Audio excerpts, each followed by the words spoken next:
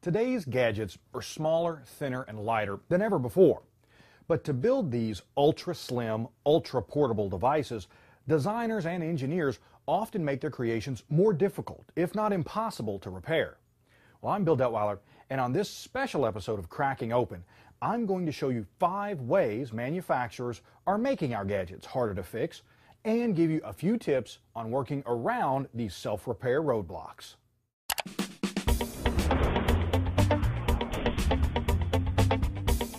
Our first self-repair roadblock isn't new or unique to computers and mobile gadgets, but tamper-resistant screws are popping up on more and more devices. Nintendo used tri-wing screws on the Wii and GameCube. Sony used special security Torx screws on the slimline PS3. And Apple uses pentalobe screws on the iPhone, MacBook Air, and Retina MacBook Pro. Luckily, our first roadblock is also the easiest to overcome. With a little online research, you can buy a driver or bit to handle any of these screws. Unfortunately, some manufacturers are abandoning screws altogether, choosing to glue components in place. And that's our second roadblock. Whether it's the iPad's front panel, the Galaxy S3's ribbon cables, or the Retina MacBook Pro's battery, removing glued-on components can be difficult and risky, and it's best not to remove a working component that's glued in place. If you absolutely must do so, heat can sometimes help weaken the adhesive, but should be used very carefully. If glued-on components weren't enough, today's gadgets are also filled with tiny, very fragile connectors. Whether it's a board-to-board connector or a flexible, flat cable connector, today's tablets and smartphones are filled with them. The keys to working around this roadblock are a little patience, a light touch, and a few really thin tools.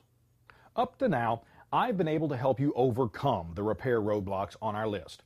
But the last 2 aren't so easy to work around. At number 4 is a roadblock that manufacturers are using less frequently, but that still pops up from time to time: batteries that are soldered to the motherboard. Favored by some tablet and smartphone manufacturers, there's no way to replace a battery like this without breaking out the soldering iron or wire cutters. Replacing a soldered battery is definitely one of the more difficult do-it-yourself repairs. Lastly, there's one repair roadblock that's almost impossible to overcome. And unlike soldered batteries, device manufacturers are actually using it more frequently. It's a fused front panel and display assembly. Whether it's the Apple iPhone or Google Nexus 7, a fused front panel and display assembly makes repairs more expensive, because if one component breaks, you need to replace both. And while it's sometimes possible to separate the 2 components, you often risk damaging the working half in the process.